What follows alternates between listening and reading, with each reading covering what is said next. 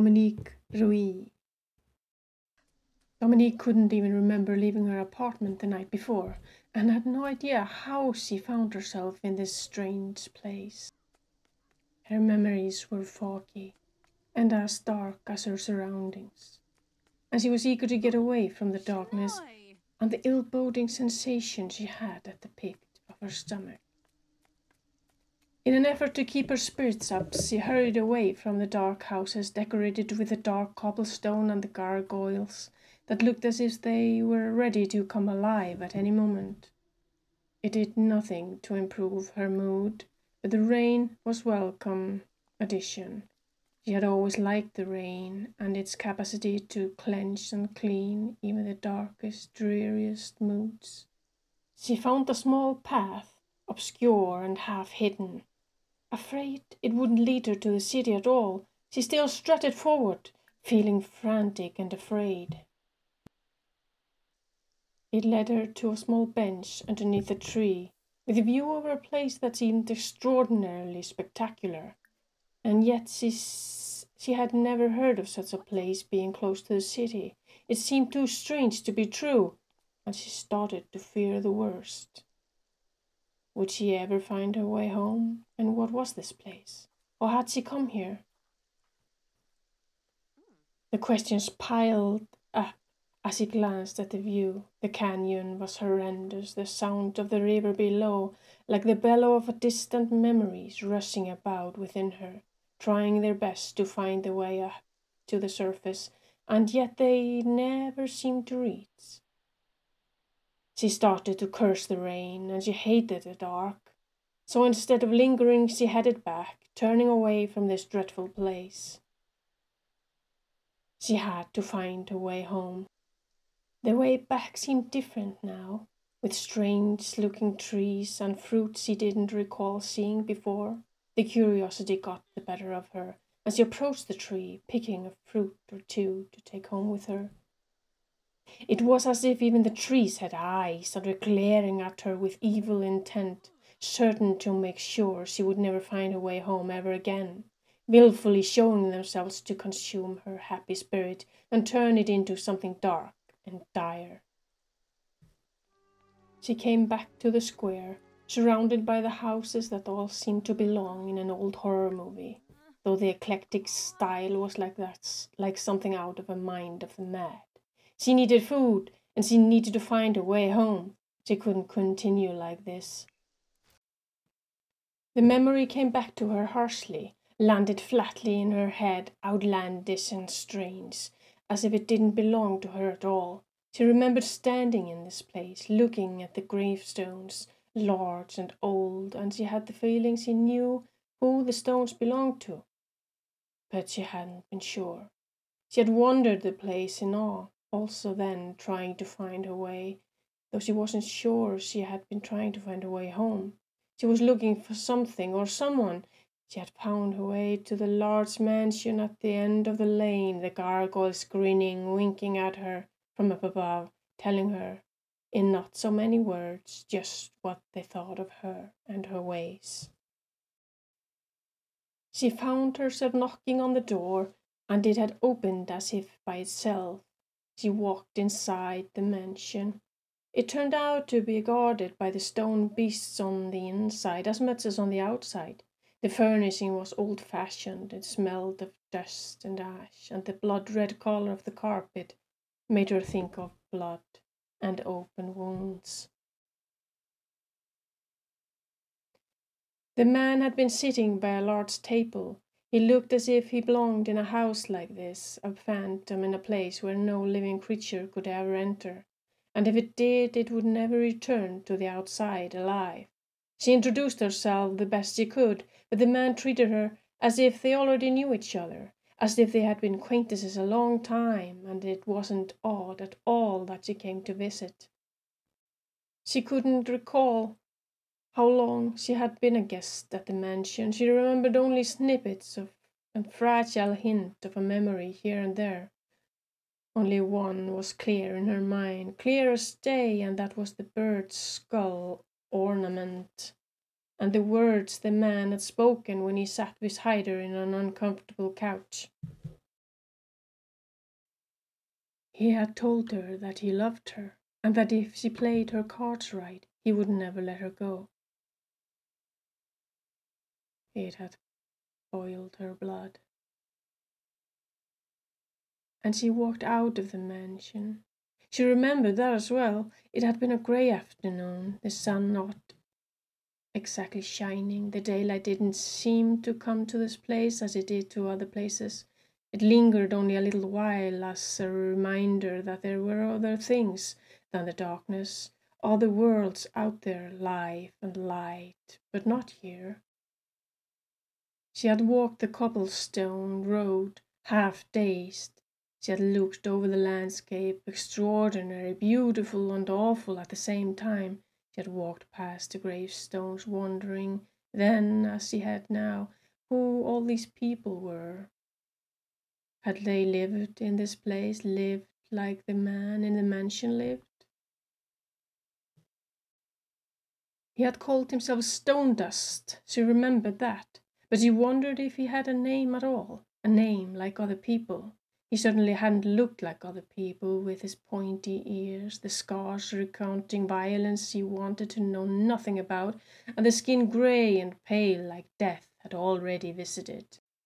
She found her way then, though she had stared at the statues by the square for a long time before taking the path of least resistance straight ahead. And somehow she had arrived home unscathed, or she believed she had come home unscathed, but now here she was, with fuzzy memory and brutal recollection that seemed extraordinarily vivid, and somehow still not her own. She remembered the sadness she felt, as if the world was coming to an end, and she wanted nothing more than to stay, but to go at the same time, conflicting in her own soul. She would never be the same. She would never wake up. This would always be her life now.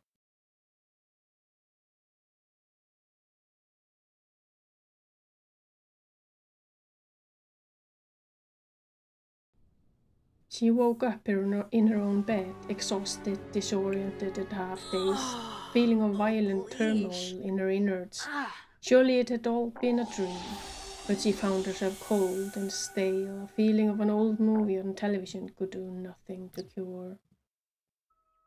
She was afraid that it would all start again, and yet she did her best to go about her business as if nothing had happened. She did some work, showered, and did everything she normally would. But nothing seemed to rid her of the constant feeling that something had changed, something significant and life-altering. Then another memory surfaced, or was it just a recollection from the dream?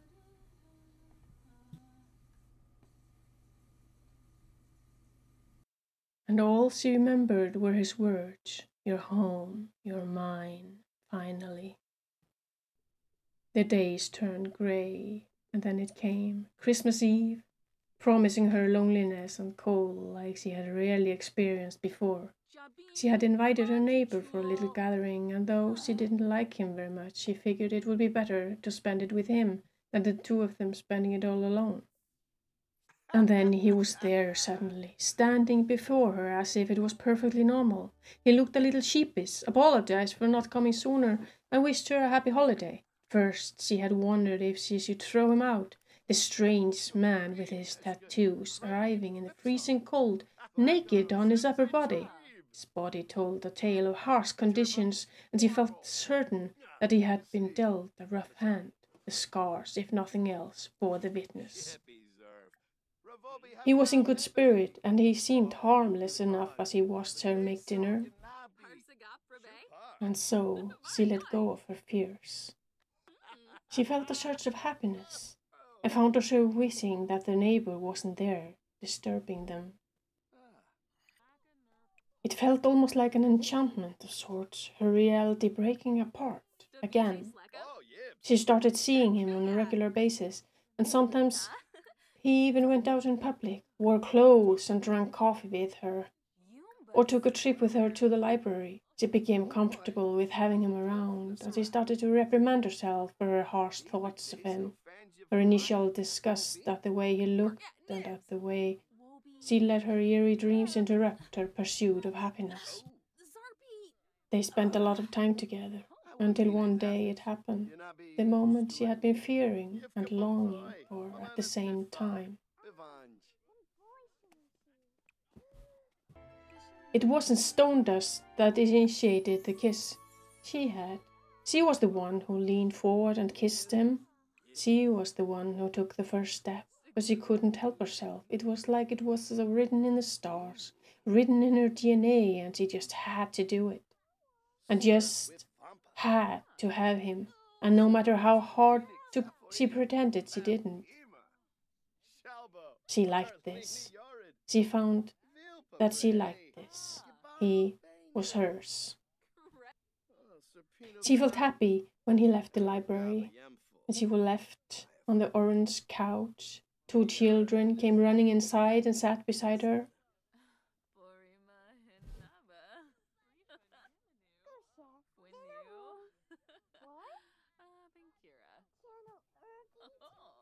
One was dressed like a bear, and the other one asked if she liked Halloween.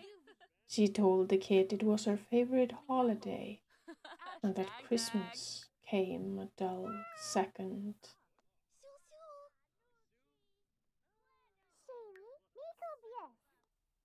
Stonedust spent a lot of time at her apartment. He slept in her bed and was always around when she needed him. It was like he had a radar, an inner knowledge about when to spend time with her and when to stay away. But the doubts about him never went away, and in the end she gave in to the fear. She never really knew how the book came into her possession. It just did one day, and she found herself engrossed in it. It was called The Dome of Grand Master Vampires, and told a tall tale about how vampires enchanted people, fed on them, and either left them for dead or had them become actors in their dull lives. Puppets, whenever they needed someone to entertain them, when they had lost their lust for life. And the fear returned to her bones and sowed doubt into her mind.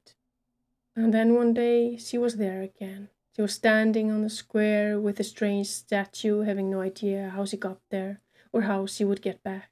The big dark houses decorating the landscape like demons lurking in the snow. She didn't dare go near the house that looked like a devil himself lived there. It looked like the kind of house that had several levels of dungeons below ground, solely used to torture enemies of whatever lord lived there. Instead, she found herself entertained by a man named Mattheu. He asked her to play a game of chess as if nothing was more natural, and she found herself having a wonderful time. Slightly awkward at having clearly interrupted a man in his home when he would rather be alone. She was curious, on edge, and she found herself spending time in his house, wondering about the grandeur of his home and the strange look in his eyes when she gave him a key to her apartment.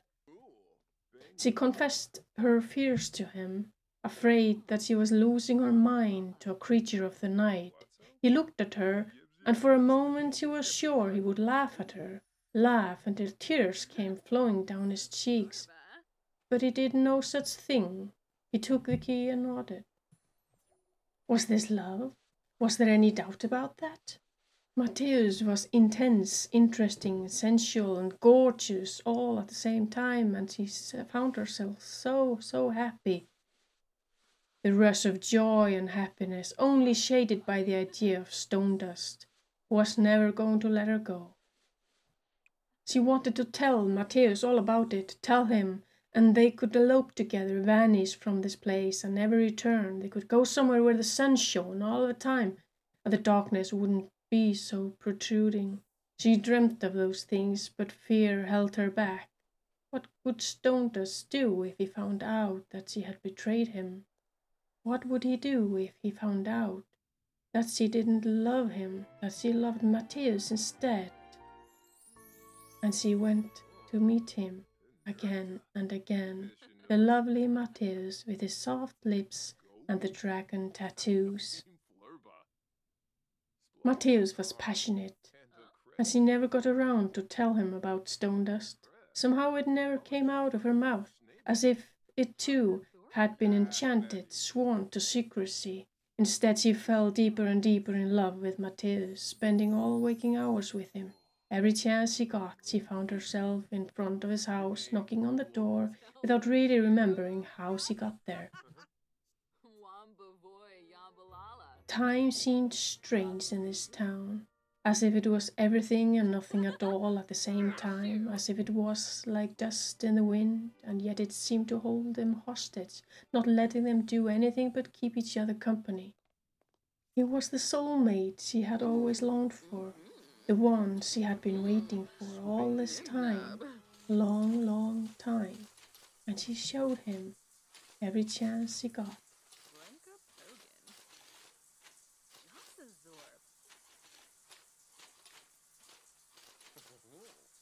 There was no doubt in her mind that he was the love she had been waiting for. And if they were allowed, they would live happily ever after. But that wasn't in the cards.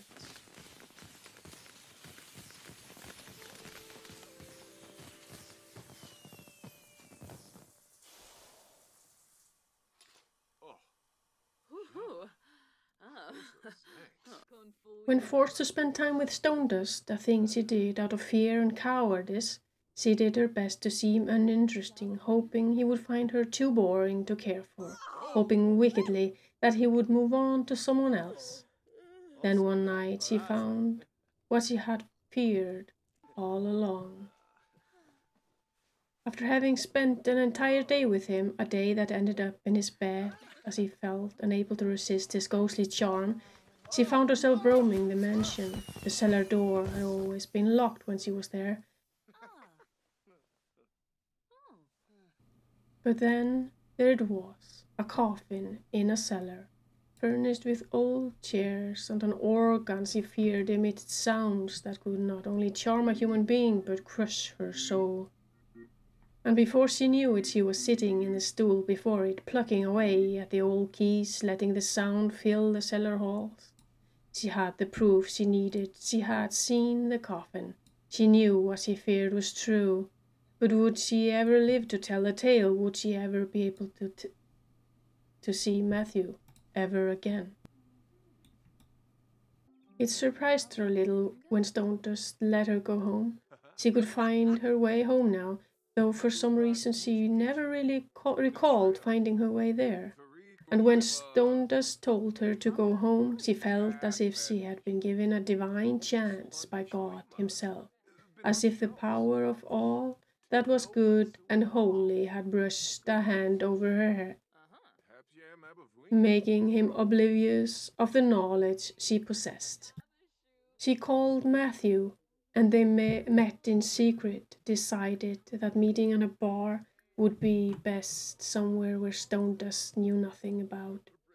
Mattheu showed up as he was wont, charming and delightful and so handsome she almost forgot why they were there. She was about to tell him when she felt an eerie sensation.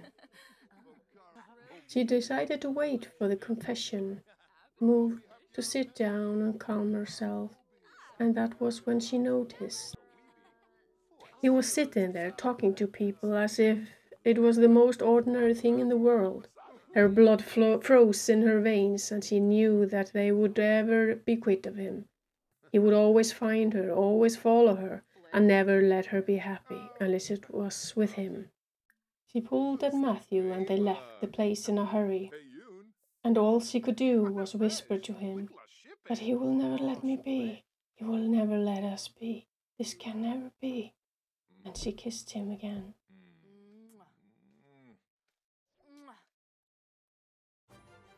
She found herself sitting on his couch, half dazed with anxiety, but sick with love for this man she had only just met. Or had she? Then he did something she hadn't been expecting. This charming man who looked so unusual and yet somehow so ordinary at the same time. He told her he would give her powers, so she would forever be capable of protecting herself. And then he bit her wrist and proceeded to suck her blood. The slurp seemed to echo in her mind as if they were coming from far away. It was as if it was happening to someone else, and suddenly she knew how she had found herself in the fog outside that evening.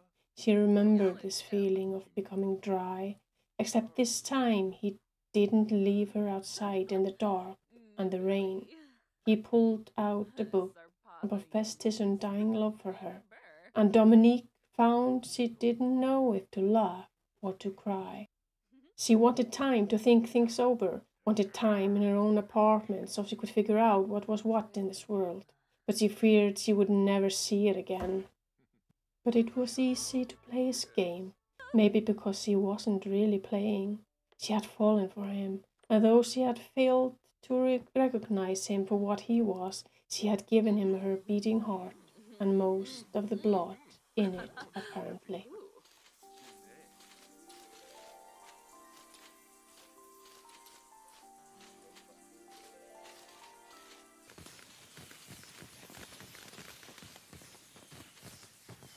Was this true love, or was she enchanted by the vampire?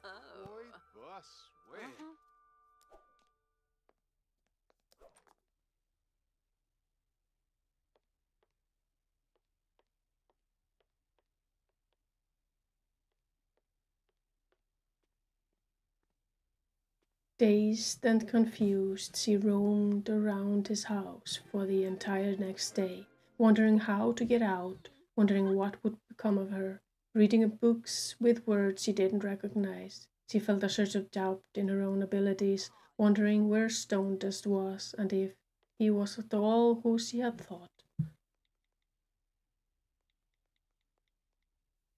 She even tried to call him on the phone, but couldn't quite remember his number.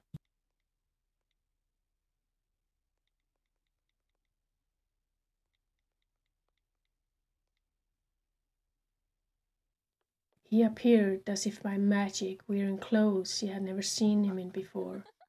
She was tongue-tied and couldn't for the life of her say anything to him, except that what she knew would hurt him the most. She saw the look on his face. It was as if the life went out of his eyes. But he said nothing, just kissed her on the cheek. Find your way back to me. I believe in you. He whispered to her, and then he left, sadness in every step.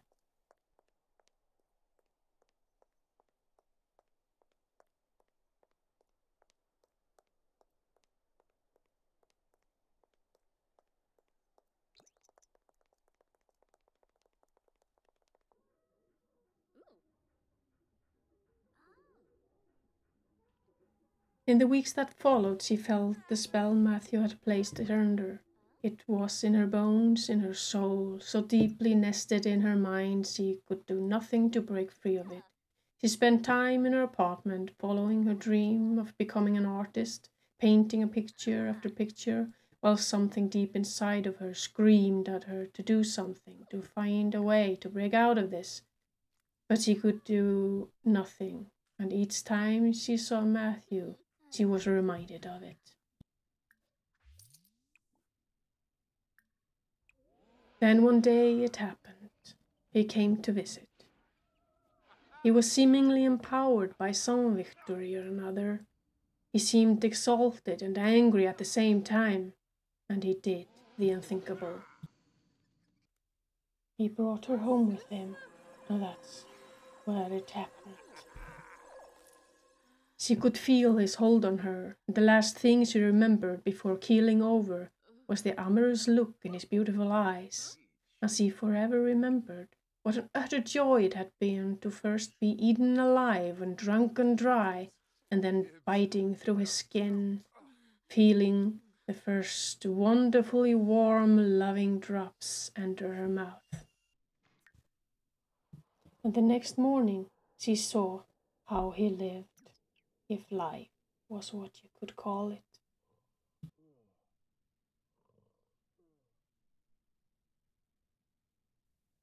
She became determined, and she knew who she was and what she was capable of, and she knew what she had to do. She knew the mistakes she had made, and she was prepared to do whatever it took to make up for them. The darkness surrounded her dazed mind. She felt a surge of happiness running through her veins as she strolled through the neighborhood, wondering how to get away from this place, knowing very well that this was her home now. She knew one thing, that was that she was not going to give up her will for a vampire who had manipulated her every step of the way. And so she went to see Stonedust, and she got down on one knee and she told him she wanted to marry him. She told him that she loved him, and that she had hated to see him so unhappy and sad because of her. To her surprise, his face lit up, and he nodded eagerly. Yes, I'll marry you. I want nothing more, he told her. Her new home wasn't exactly what she called cozy. It was certainly full of spooks and creepy crawlies, but she would make it hers. She would find a way, and she really truly loved Stonedust. Or so she convinced herself. He hadn't done to her what Mattheu had done. He had been true and truly hurt when she left him in the dust, doing his best to win her, warning her from someone who had powers to hurt him more than anything. She would become Mrs. Stonedust, and she would love him every day of the rest of her life, no matter what happened to her. And she would do what she had to do to get rid of Mattheu and his hold on her. He would do anything to get her back. She knew that. But she would be stronger, and she would win.